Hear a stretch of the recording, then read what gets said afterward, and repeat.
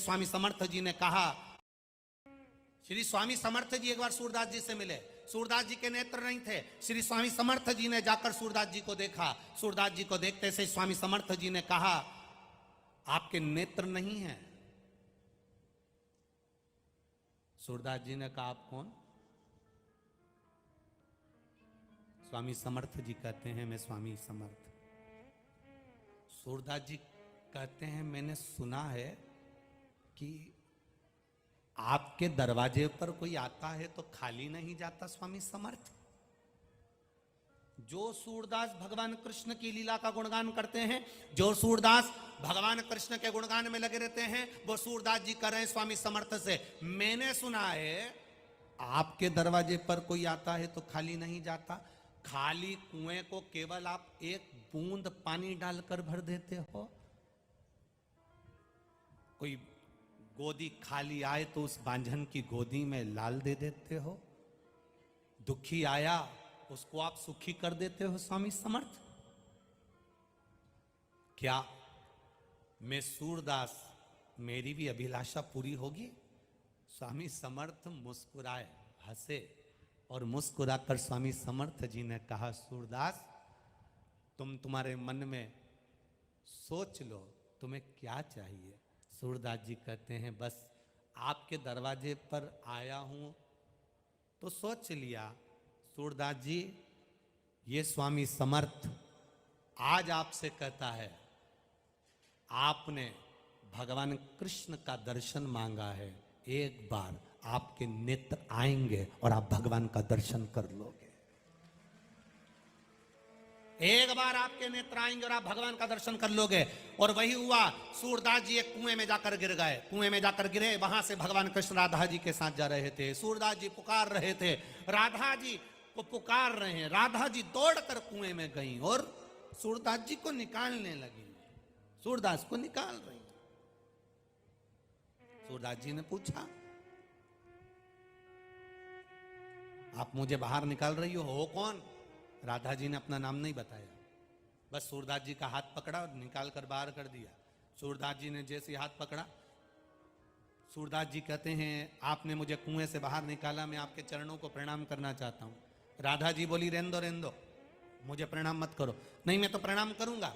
राधा जी के चरणों में सूरदास जी ने प्रणाम करा।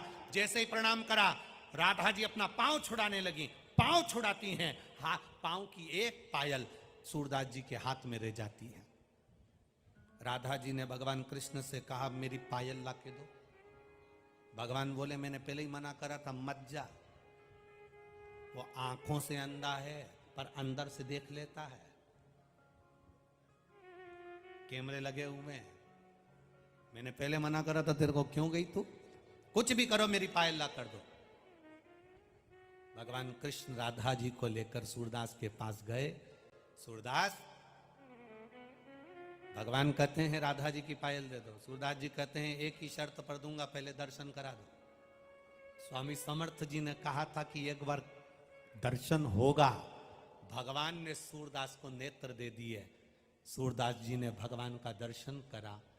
सूरदास की आंख में आंसू भरकर स्वामी समर्थ को याद करा, आपने कहा था एक बार कृष्ण का दर्शन होगा, आज हो गया। ये कोई सहज नहीं है।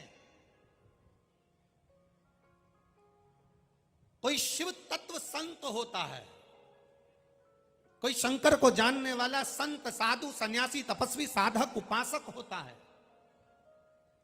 संत का दर्शन, गुरु का दर्शन, कोई वेद पाठी का दर्शन, कोई भगवत भजन करने वाले का दर्शन, कोई गुरु महिमा का स्मरण करने वाले का दर्शन, कोई शिव का गुणगान करने वाले का दर्शन, कोई शंकर के महत्व को जानने वाले का दर्शन, कोई शंकर को एक लोटा जल चढ़ाने वाले का दर्शन खाली नहीं जाता, खाली नहीं जाएगा। जैसे स्वप्न में दिखा हुआ शिवलिंग,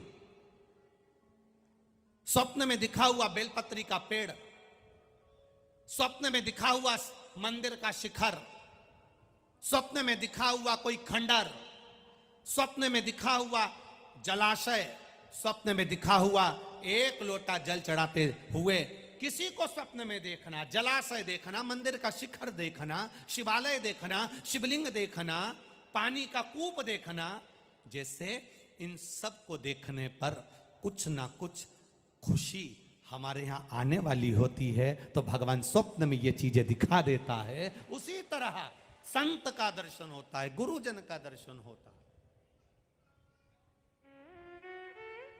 भगवान कृष्ण ने कहा मांगो, सूरदास मांगो तुम्हें क्या चाहिए। सूरदास जी ने कहा बस एक ही बात मांगना चाहता हूं, दे दोगे। भगवान ने कहा दे देंगे, पक्का पक्का, सौगंध है मेरी, बिल्कुल पक्का, मांगो क्या चाहिए। भगवान से सूरदास जी ने कह दिया मेरी इन आंखों को वापस फोड़ दो, जिन नेत्रों से आपका दर्शन करा है उन नेत्रों से संसार का दर्शन नहीं करना है, फोड़ दो, फोड़ दो। हम नहीं जानते हमारे जीवन में हम क्यों हंसे किसी पर, हम क्यों अपशब्द कहें किसी को, हम क्यों किसी को ताना दें, हम क्यों किसी को आड़ा टेढ़ा बोलें, हम क्यों किसी को गाली दे दें, कैसे दे दें। एक गांव में एक बुजुर्ग व्यक्ति रहता था, एक बूढ़ा व्यक्ति।